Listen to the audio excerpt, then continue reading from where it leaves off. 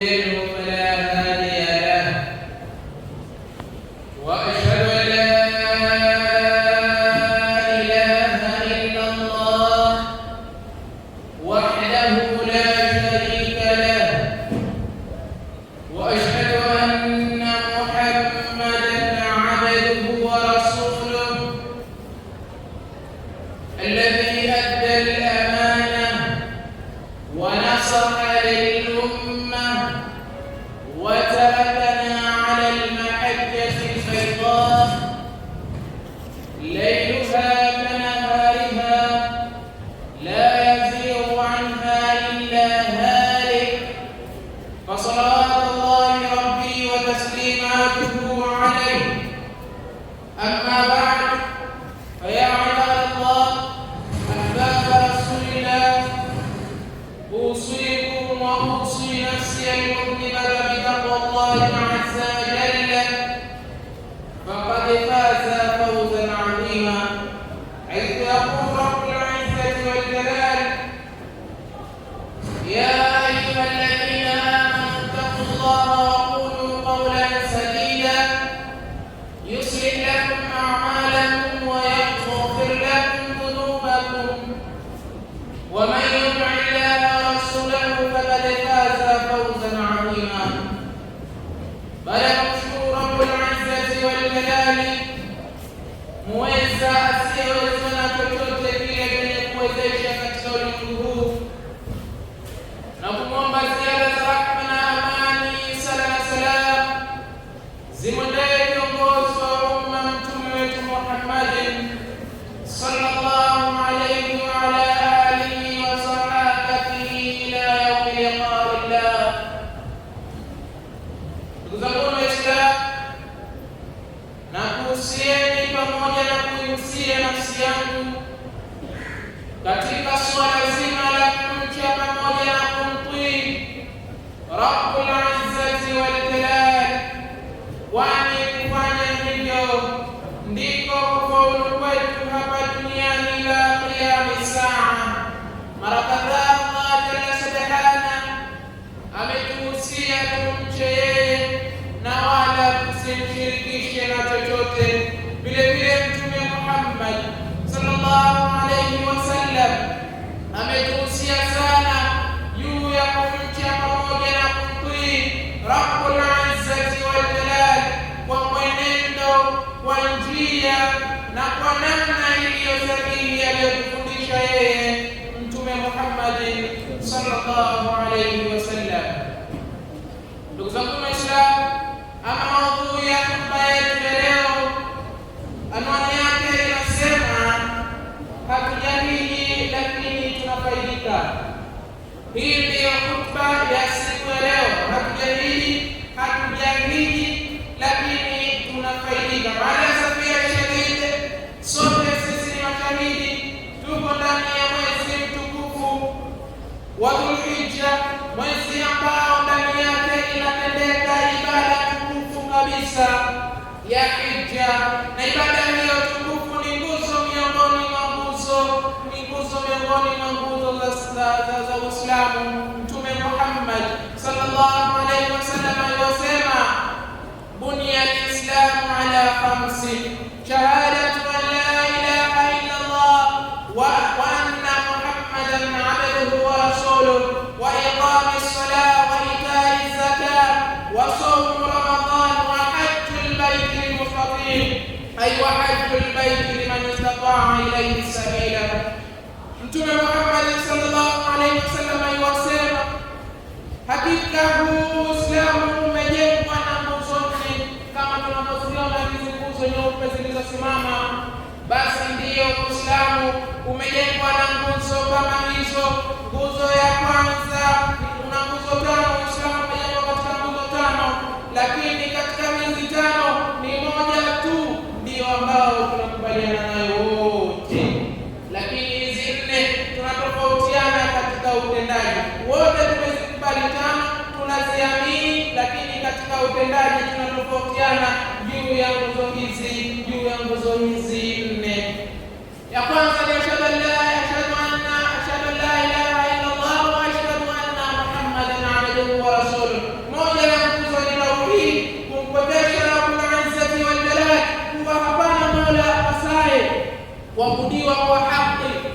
kwa Rabbul Izzati wal Jalali, na Mtume Muhammad sallallahu alaihi wasallam ni mja wake na ni mtume wake.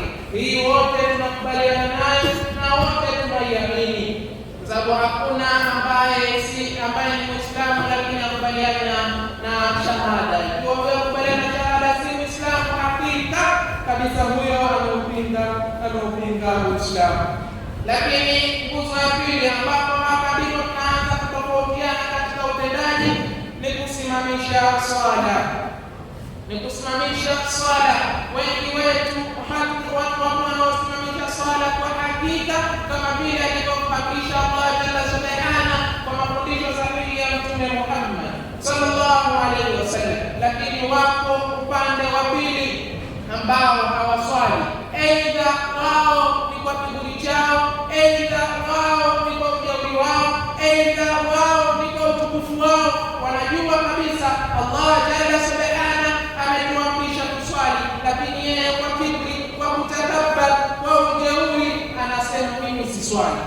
Yuwasikia adhana inaadhiniwa, yuwasikia swala inaadhiniwa, lakini anaenda msikitini kuswali. Si kwenda msikitini, hata kutekeleza nyumbani kwake yuwashindwa. Hapo ndipo tunaanza kutofautiana. Lakini wasomo wa itai zakat na kutoa zaka, vile vile hapa tunatofautiana. Wenye uwezo wanatoa zaka na ambao hatuna uwezo tunabakia hatutoi zaka. Lakini ukienda kwenye somo, vile vile ukienda kwenye somo, wapo wanafunga na wapo ambao hawafungi, aidha ni kwa ujeuri, aidha ni kwa dharura. Mfano, mzee mtu mzima kwake si lazima kufunga, atafanya ibada mbalimbali badala ya kufunga, ama mwenye maradhi baada ya atakuja hawafungi. Hapa ndipo tunapoanza kutofautiana. Lakini ya mwisho na ya tano ambayo ndiyo kichwa chetu cha hotuba ni hija, ni kwenda kutekeleza ibada ya hija katika mji mtukufu kabisa wa Makka. Ameutakasa mji ule Allah Jalla Subhanahu na ataulinda ila qiyamis saa. Hapa napo tunatofautiana. Wanaweza kwenda kuhiji, kuiendea njia yao, bimaana wana fedha, wana afya njema, wanakwenda na sasa hizi wako wanaendelea na ibada mbalimbali na ziarati mbalimbali. Lakini sisi ambao hatuna uwezo, tumechelea hapa tukiwaidiana moja mbili tatu, lakini mada yetu inasema hatujahiji lakini tunafaidika. Kwa nini hatujahiji lakini tunafaidika? Mtume Muhammad sallallahu alaihi wasallam kama tulivyowekewa mbadali, basi maneno yaliyotoka katika kinywa kitukufu cha Mtume Muhammad sallallahu alaihi wasallam ametuletea kadha wa kadha mbadali. Ukiangalia hadithi aliyosimulia Sumail maula Abi Bakr ibn Abdurrahman ibn Harith ibn Hisham an Abi Salih as-Samman an Abi Hurairah radiyallahu anhu anna fuqara al-muslimin ataw Rasulullah sallallahu alaihi wasallam faqalu ya Rasulullah dhahaba ahlu ad-duthur bidarajati al-ula wan na'im al-muqim. Hadithi iliyotoka kwa Abu Hurairah radhiallahu anhu anatusimulia hakika mafukara wa Kiislamu walimwendea Mtume Muhammad sallallahu alaihi wasallam. Walipomwendea wakamwambia dhahaba ahlu ad-duthur, wameondoka watu wenye mali nyingi wameondoka, bidarajati al-ula, wa daraja za juu, wa naim al-muqim, na neema zenye kudumu. Mtume Muhammad sallallahu alaihi wasallam akasema, wa madhaka, na nini ninachokisema? Hebu elezeni vizuri. Faqalu, wakasema, wakina nani?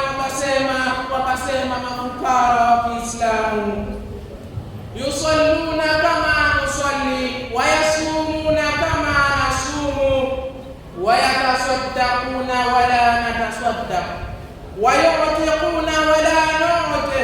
Hawa matajiri wanaswali kama tunavyoswali sisi, wanafunga kama tunavyofunga sisi.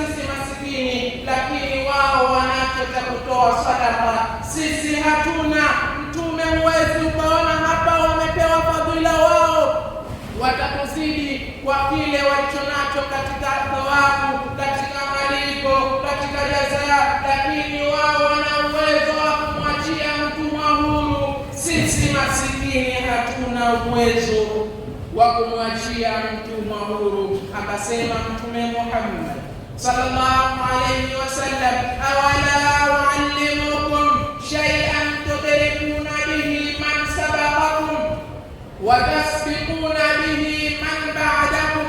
Je, nikuelimisheni ninyi masikini, nikuelimisheni ninyi mafukara jambo ambalo mtalifanya, endapo mtalifanya hilo mtawapita kwa kile walichotoa sadaka na waliowaachia watumwa huru. Lakini si hao tu matajiri, mtawapita hata walioko baada yenu. Mtume Muhammad sallallahu alayhi wasallam akasema, waseme subhanallah 33 maratan, mara 33 dubura kulli salatin, kila baada ya sala, walhamdulillah wallahu akbar. Kufanya hivyo mtawapita wale ambao wana uwezo wa kutoa sadaka, lakini si hivyo tu, wale wenye uwezo wa kumwachia mtumwa huru. Wale mafukara wakaondoka na hiyo, baada ya kila swala wakawa wanafanya adhkar hizo alipofundishwa Mtume. Wakarejea kwa Mtume Muhammad sallallahu alaihi wasallam, akamwambia Mtume, wamesikia ndugu zetu, samia ikhwanuna, wamesikia ndugu zetu wenye mali nyingi kile ulichotufundisha, na wao wanakufanya hiko. Huo ni Mtume Muhammad sallallahu alaihi wasallam, kuwa bado watakuwa wanatuzidi. Mtume Muhammad sallallahu alaihi wasallam akasema, dhalika fadlullahi yutihi man yasha, hiyo ni fadhila za Allah kumpa mtakaye. Kwa hiyo tena hapo nendeni, na mathawabu yatakuwa na malipo yatakuwa hapo kama wanafanya wao, basi hizo ni fadhila amempa Mola wao. Na sisi kila baada ya swala huwa tunasema, Allahumma la mania lima a'taita wala mu'tiya lima mana'ta, hakuna kumpa kile ambacho kimezuiliwa na Allah jalla subhanahu, na hakuna wa kukizuia kile ambacho kimetolewa kwa Allah na Allah subhanahu wa ta'ala katika jambo fulani. Ndugu zangu Waislamu, waliokwenda hija wamekwenda na wanapata fadhila mbalimbali. Miongoni mwa fadhila, Mtume Muhammad sallallahu alayhi wasallam yasema, al-umratu ila al-umra kafaratu lima bainahuma. Umra, kufanya ibada ya umra mpaka umra ni kifutio cha madhambi yaliyo baina yake. Wal hajjul mabrur, lakini na hija, ibada ya hija iliyokamilika, laisa lahu jazaa, haina malipo illa aljanna, isipokuwa ni pepo. Kwa waliokwenda hija wote, watakapoifanya ibada yao kwa ufasaha na kwa ukamilifu, watakuwa hawana malipo isipokuwa ni Allah jalla subhana awalipe pepo. Lakini vile vile Mtume Muhammad sallallahu alayhi wasallam amesema jambo la hija, man hajja, atakayehiji akarejea nyumbani kwake baada ya kufanya ibada ya hija, atakuwa kama amezaliwa kutoka kwa mama yake mzazi. Maana amezaliwa kijana huyu akiwa hana dhambi, atakuwa amefutiwa madhambi yote. Hizi ni miongoni mwa fadhila, ni miongoni mwa neema, ni miongoni mwa fawaida wanazozipata ndugu zetu waliokwenda hija. Na tunaombea kwa Allah jalla subhana awatakabalie ibada zao walizokwenda kuzifanya. Vipi sisi tunafaidika na kwa faida kama hizi wanazofaidika nazo wao, ili hali sisi tuko hapa Tanzania? Mtume Muhammad sallallahu alayhi wasallam anasema, man salla al-fajr fi jama'atin, yeyote yule atakayesali sala ya alfajiri kwa jamaa, thumma qa'ada yadhkuru Allah tabaraka wa ta'ala, kisha akakaa baada ya sala ya alfajiri, anafanya nini mtu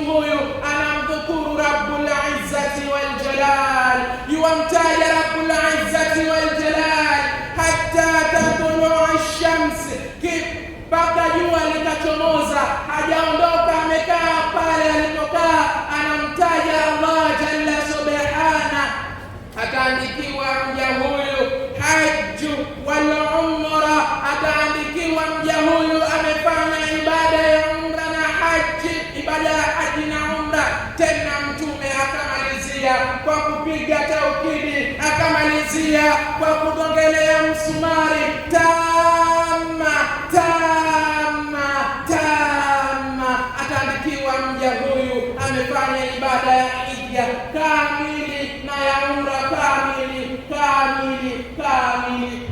Akasema Mtume Muhammad sallallahu alayhi wasallam mara tatu, mimi na wewe hatuna uwezo wa kwenda hija, ndio maana tumebaki, ama wengine na uwezo wa kwenda hija, lakini kwa sababu zilizo mbalimbali zimewazuia kwenda hija. Unayataka malipo ya hija, unaitaka janna ya Allah jalla subhana, unataka ufutiwe madhambi kama wanapofutiwa wale waliokwenda hija. Swali swala ya asubuhi kwa jamaa, baada ya kuswali swala ya asubuhi kwa jamaa, kaa hapo ukimtaja Rabbul Izzati wal Jalali hata jua lichomoze. Thumma salla rak'ataini, kisha swali rak'a mbili. Hakika Allah atakuandikia umefanya ibada ya hija kamili na ya umra kamili, endapo utazifanya mara mbili, endapo utafanya subhi hizo mara tatu.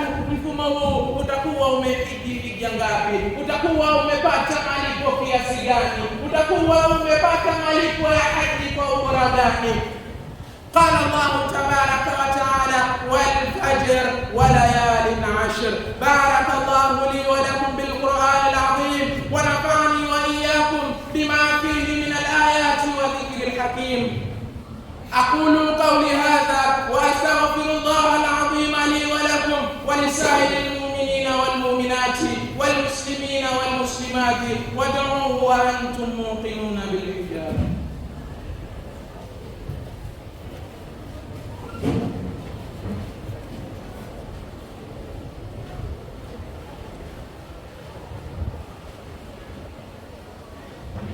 أحمدك يا ذا الفضل والإحسان، يا ذا المن والأمان، يا ذا القدس والسبحان.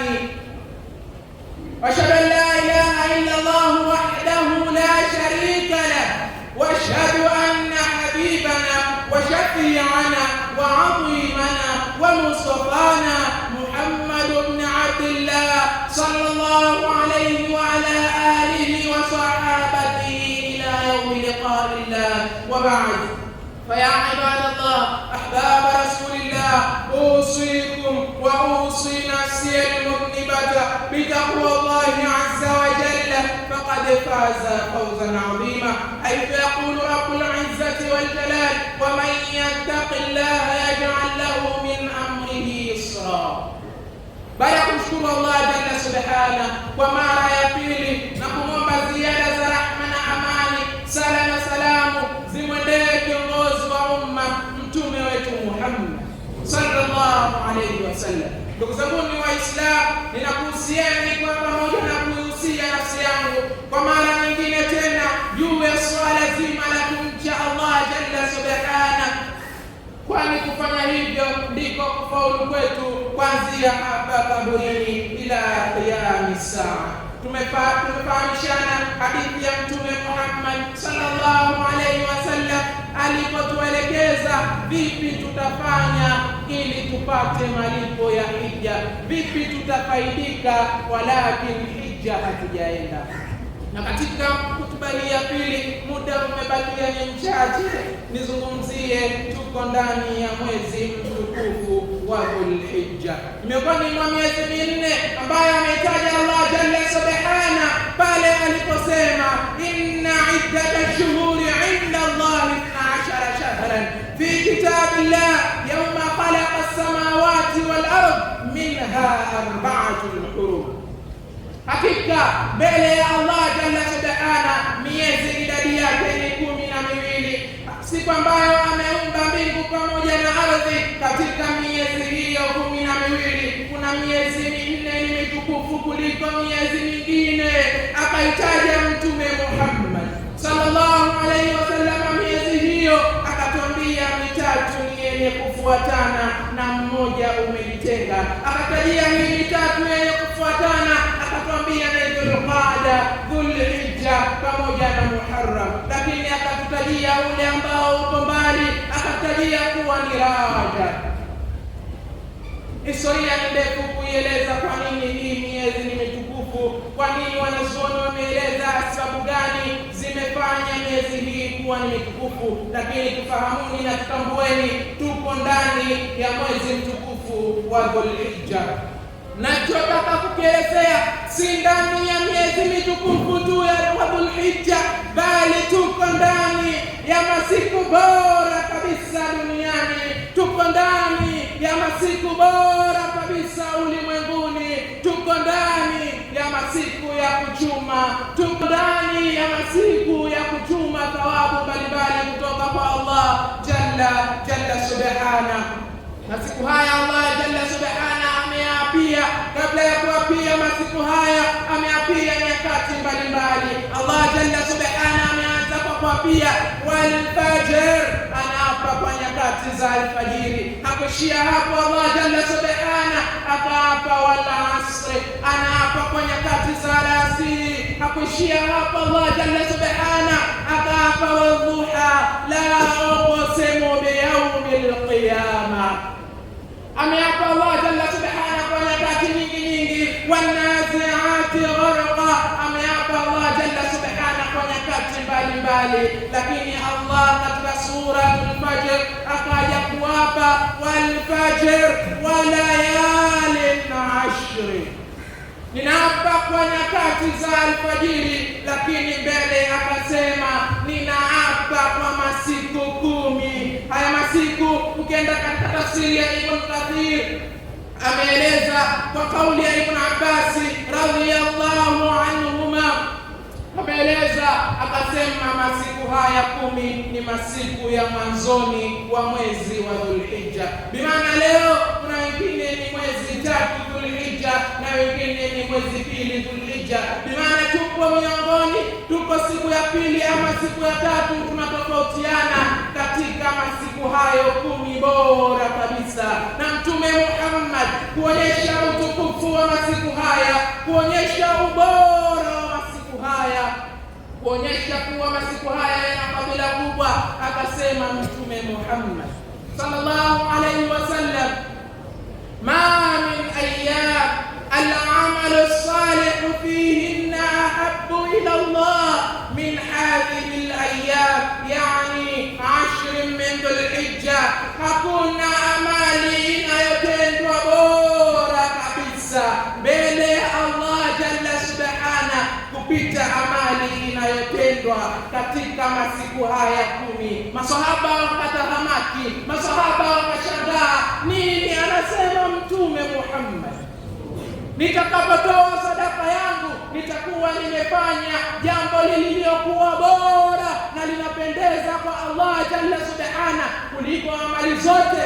Masahaba radhiyallahu anhum wakamuuliza Mtume Muhammad sallallahu alayhi wasallam, ya Rasulullah, mjumbe wa Allah, walal jihad fi sabilillah, hata kama wale wanaopigana kwa ajili ya Allah jalla subhana wanazidiwa kwa malipo kwa amali njema itakayofanywa ndani ya masiku haya 10.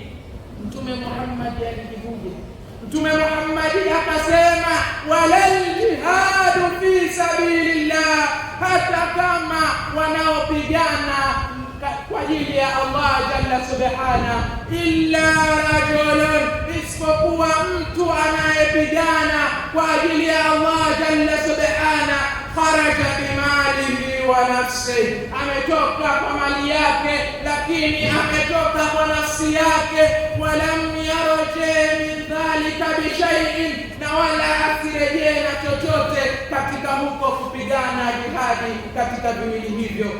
Bimaana mtu huyu ametoa mguu mosi, mguu pili, mpaka kwenda kupigana vita kwa ajili ya dini ya Allah jalla subhana. Baada ya kwenda kupigana alibeba mali zake mtu huyu, alitoka na nafsi yake mtu huyu. Alipofika vitani nafsi yake ikapotea, bimaana ikafariki, akafariki katika jihad. Lakini si hivyo tu, bali na mali zake alizozichukua zikateketea. Huyu hakuna atakaye mshinda, huyu hakuna atakaye mzidi kwa malipo. na wengine wote watazidiwa kwa malipo kwa amali njema itakayofanywa ndani ya masiku haya. Tutanabahike na tuzinduke ya kuwa masiku haya yanapita. Mwezi wa Dhulhijja wa jana, aidha iwe ni moja ama ni mbili, haitorejea ila qiyami saa, na hii tuliyo nayo vile vile haitorejea ila qiyami saa, lakini na hizo zinazofuata hazitorejea ila qiyami saa. Ni juu yetu, ni wajibu wetu kuyatumia masiku haya vizuri, kwani kwa hakika ibada za hija, fadhila za hija, kutakasika kwa madhambi, tumekosa fadhila hizo. Hapa tukianza kuulizana, kila mmoja ana kifungu chake cha madhambi anayoyatambua yeye, na mengine hayatambui kwa kuwa aliyafanya yeye. Kila mtu hapa tukimuuliza, anajitambua katika nafsi zake yeye mzigo wake wa madhambi ni kiasi gani. Endapo saa hizi tukasema tupime mema yako na maovu yako, unajua ni yapi yenye kuzidi. Unataka kifutio cha madhambi, unataka kinachoondosha madhambi, kwanza swala ya asubuhi kwa jamaa. Baada ya hapo mtaje Rabbul Izzati wal Jalal, jua likichomoza swali rakaa 2, piga salamu. Baada ya hapo utalipwa hija kamili na umra kamili, na mwenye kulipwa hija kamili na umra kamili, kwa hakika huyo amefutiwa madhambi yake. Lakini si hivyo tu, bali atalipwa janna. Lakini si hivyo tu, iweje hizo amali njema unazitenda ndani ya masiku haya 10, masiku ambayo hayana kifani, masiku ambayo takbira zinahitajika zikithirishwe. Na imethibiti katika hadithi ya Abdullah ibn Abbas na Abi Hurairah radhiyallahu anhuma, radhi za Allah ziwe juu yake, walikuwa wanatoka watu hawa baada ya kuandama mwezi wa Dhulhijja wakielekea masokoni. Walikuwa wanakwenda kufanyaje? Masokoni walikuwa wanakwenda kukithirisha takbira, wakisema Allahu akbar, Allahu akbar, Allahu akbar, Allahu akbar. Lakini si wao tu, bali na wengine kwenye masoko mule wakawa wanawapigisha takbira. Na sisi kuanzia mwezi umeanza mpaka masiku haya 13 yanapotamatika, tuwe tunapiga takbira, kwani kwa hakika jambo hilo limethibiti na la shaka fi, na wala halina shaka ndani yake. Ndio maana baada ya kuswali salatul Eid, baada ya kuswali idi ya kuchinja, baada ya kuswali idi kubwa mnaita wenyewe, baada ya hapo zinaendelea takbira baada ya sala. Allahu akbar, Allahu akbar, Allahu akbar, Allahu akbar, walillahi alhamd. Zinaendelea takbira za namna hiyo. Hii imethibiti kwa Mtume Muhammad, kwa maswahaba wa Mtume Muhammad sallallahu alayhi wasallam.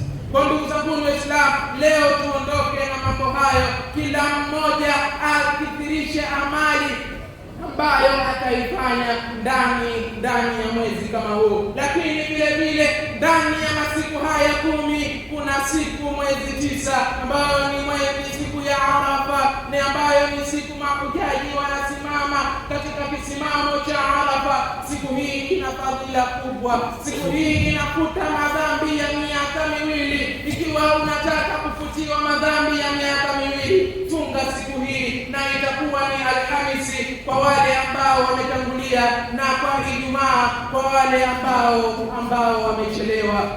Tufunge pia siku hii, kama hatuwezi kufunga siku hizi zote 9, hilo nalo limethibiti kwa Mtume Muhammad sallallahu alaihi wasallam na kwa maswahaba zake. Hivyo leo tuondokeni kuwa nasi tunaweza kufaidika juu ya jambo kama haya, juu ya mambo ambayo hatuna uwezo nayo, tunaweza kufaidika. Kwa kumalizia hotuba yangu, tumesoma hadithi iliyopokelewa na iliyotoka kwa Abu Hurairah ya kuwa inahimiza takbira zile za subhanallah walhamdulillah Allahu akbar mara 33 kila baada ya swala. Takbira hizi Mtume akasema itampita, endapo utazifanya utampita yule anayetoa sadaka, utampita yule anayemwachia mtumwa huru. Malasafi ashadide, sote ni mashahidi inapotolewa salamu hapa, na leo nazungumza kwa mara ya pili.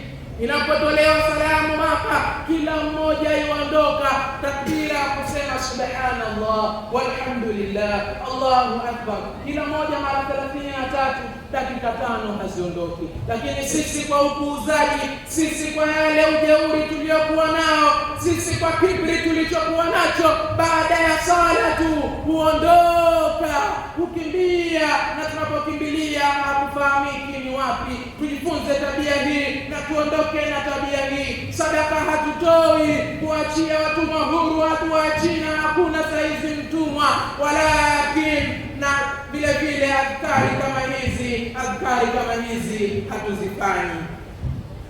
ألا وصلوا على حبيبكم المصطفى صلى الله عليه وسلم حيث يقول رب العزة والجلال إن الله وملائكته يصلون على النبي يا أيها الذين آمنوا صلوا عليه وسلموا تسليما.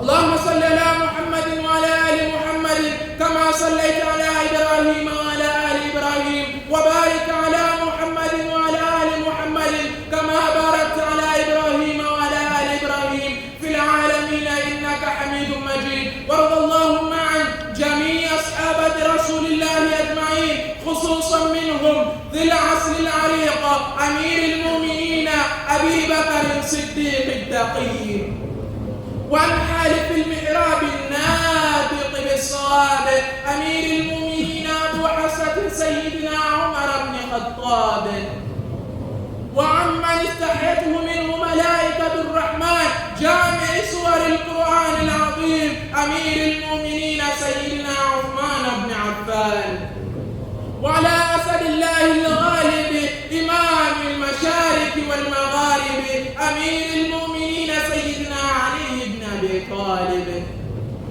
وارض اللهم عن جميع أصحاب رسول الله أجمعين رضوان الله تعالى عنا وعنهم أجمعين برحمتك يا أرحم الراحمين، برحمتك يا ذا الجلال والإكرام. اللهم ربنا آتنا في الدنيا حسنة وفي الآخرة حسنة وقنا عذاب النار، وادخلنا الجنة مع الأبرار يا عزيز يا غفار يا ذا الجلال والإكرام. اللهم علمنا ما لا نعلم وفهمنا ما لا نفهم، فهم النبيين وفصاحة المرسلين وعبرة للمتقين وإلحام ملائكتك المقربين. اللهم ربنا زدنا علما وارزقنا فهما، اللهم ربنا زدنا علما وارزقنا فهما، اللهم ربنا زدنا علما وارزقنا فهما. اللهم يسر لنا أمورنا من راحة قلوبنا وأبداننا والسلامة والعافية في ديننا ودنيانا، وكن لنا صاحبا في سفرنا، وكن لنا صاحبا في أمورنا، وكن لنا صاحبا في نكاحنا برحمتك يا أرحم الراحمين. اللهم ربنا نور حياتنا وبارك أرزاقنا،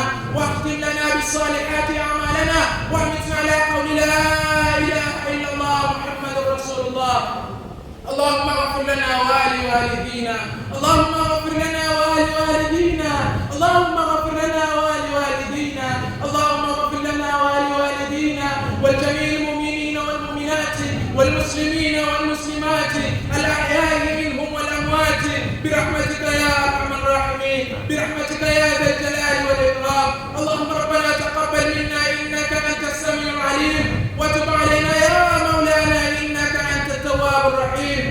ندعوك يا الله، ندعوك يا الله، ندعوك يا الله، ندعوك بأسمائك الحسنى يا نور يا حق يا مبين. كسرنا بنورك وعلمنا بعلمك وارزقنا برزقك وارحمنا برحمتك يا أرحم الراحمين يا أرحم الراحمين. اللهم إنا نسألك من خير كله عاجله وآجله ما علمناه منه وما لم نعلم، ونعوذ بك من الشر كله عاجله وآجله ما علمناه منه وما لم نعلم. اللهم إنا نسألك الجنة وما قرب إليها من قول وعمل ونية واعتقاد، ونعوذ بك من النار وما قرب إليها من قول وعمل ونية واعتقاد. اللهم ربنا تقبل صلاتنا وقيامنا وركوعنا وسجودنا وتوبتنا يا إله الأولين والآخرين، يا إله الأولين والآخرين.